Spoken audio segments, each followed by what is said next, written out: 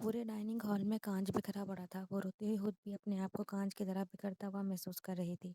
کشان کے گھر سے نکلنے کے بعد جلدی سے اس نے اپنے آنسو صاف کیے اور بالوں کا جوڑا بنایا۔ کشان کے ساتھ رہتے ہوئے ان 15 دنوں میں اسے اس بات کا اندازہ ہو گیا تھا کہ اسے گھر میں بے ترتیبی پسند نہیں۔ یہ بات کشان نے باتوں ہی باتوں میں اسے 2-3 بار باور کرائی تھی۔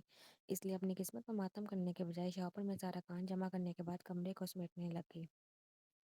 رنم کو ڈر تھا کہ کشان واپس گھر آیا گیا اور بکھرا ہوا کانچ دیکھ کر اسے کہیں دوبارہ غصہ نہ آ جائے۔ پورا لان سمیٹ کر جب وہ بیڈ روم میں داخل ہوئی تو اس کے موبائل پر فرح کی کال آ رہی تھی، مگر اس وقت وہ بات کیسے کر سکتی تھی؟ کال کاٹ کر وہ واش روم چلی گئی تاکہ اپنا منہ دھو سکے۔ اس کے بعد اسے رات کے لیے کھانا بنانا تھا۔ 1 گھنٹے کے بعد جب کشان گھر واپس آیا تو ڈائننگ ہال سمٹا ہوا تھا۔ کشان بیڈ روم کا دروازہ کھول کر اندر داخل ہوا تو بیڈ پر رنم سمٹی ہوئی بیٹھی تھی۔ کشان کو دیکھ کر اس کے چہرے پر ایک دفعہ پھر خوف کے اظہار نمایاں ہوئے۔ یہاں آؤ۔ بیڈ روم کا دروازہ بند کر کے وہیں کھڑے کھڑے اس نے رنم کو آرڈر دیا۔ کشان آئی ایم سوری، میں آئندہ کبھی باہر نہیں نکلوں گی آپ کی پرمیشن کے بغیر۔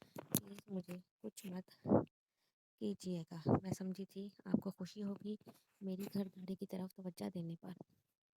وہ چھوٹے چھوٹے قدم اٹھاتے منہ میں جو آیا خوف کے مارے بولتے ہوئے کشان کے پاس آ رہی تھی۔ رنم کو دیکھ کر کشان کو صاف محسوس ہو رہا تھا وہ بری طرح سے ہم چکی ہے۔ جب رنم کشان کے سامنے آ کر رکی تو کشان نے آگے بڑھ کر اسے اپنے گلے لگایا۔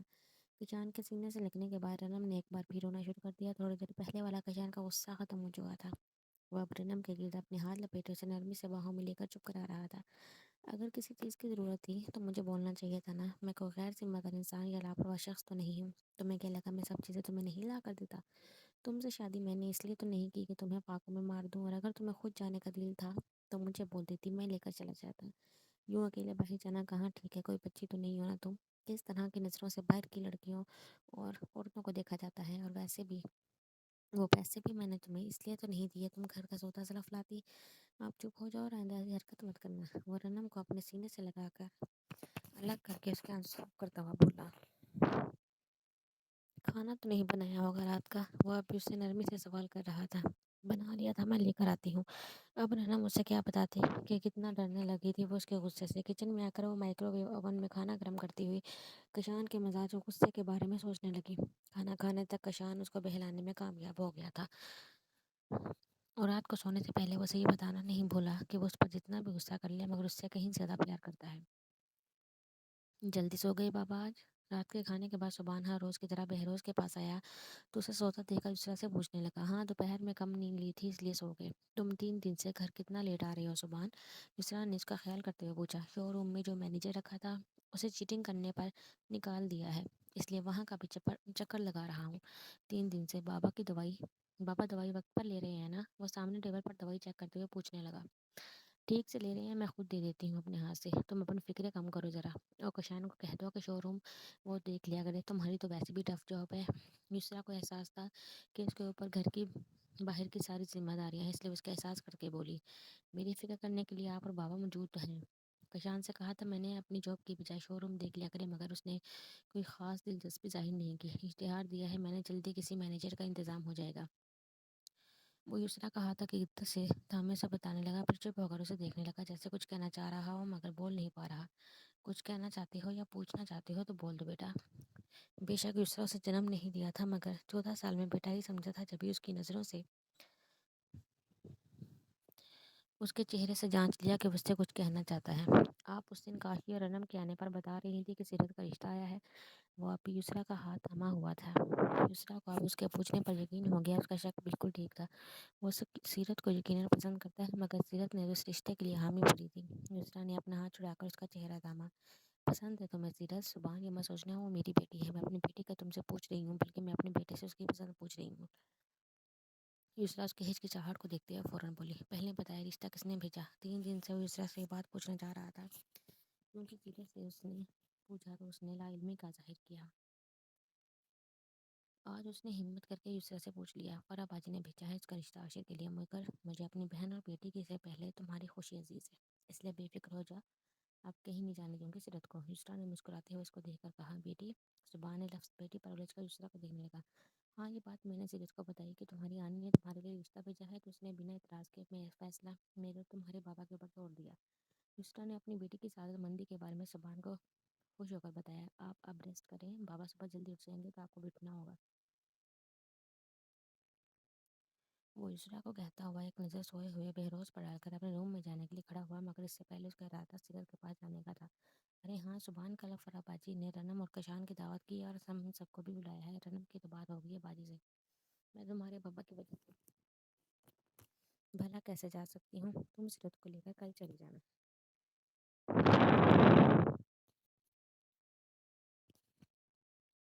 کشان اور رنم بھی وہاں پر موجود ہوں گے۔ یسرا کی بات پر سبحان سر ہلا کر اس کے روم سے نکل گیا۔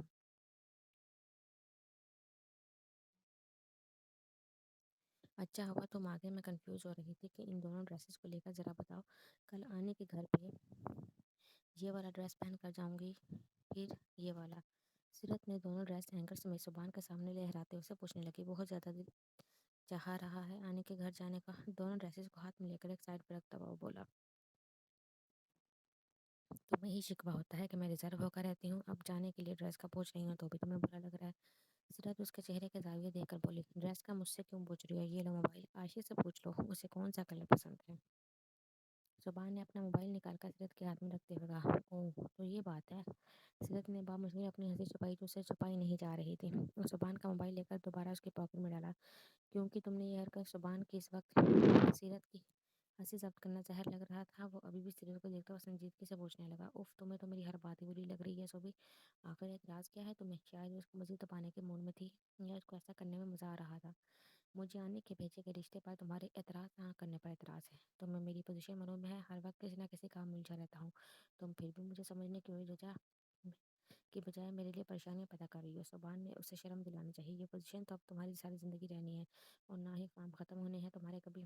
اصل بات تو یہ ہے کہ تم سے اپنے ماما پاپا کے سامنے منہ کھولا ہی نہیں جائے گا، تم ان کے سامنے اپنے اور میرے رشتے کی حقیقت بتانے کی ہمت رکھتے ہی نہیں ہو۔ اگر مجھے ذرا بھی احساس ہوتا ہے تو بھی کہ تم اتنی کم ہمتی کا مظاہرہ کرو گے تو میں تم سے کبھی نکاح نہیں کرتی۔ سیرت نے اس کے سینے پر ہاتھ مار کر اسے پیچھے دھکا دیتے ہوئے اس سے میں کہا، شٹ اپ سیرت، تم میری گریز کو کم ہمتی کا نام دو اور اس گریز کی اصل وجہ یہی ہے کہ تم ماما پاپا کی سگی اولاد ہو، مجھ سے نکاح نہیں کرتی، بس ساری زندگی لوگوں کو بیوقوف بناتی۔ زبان کو سیرت کی بات پر اس سے زیادہ غصہ آنے لگا تو وہ طنز کر بیٹھا جو سیرت کو بری طرح چبھا۔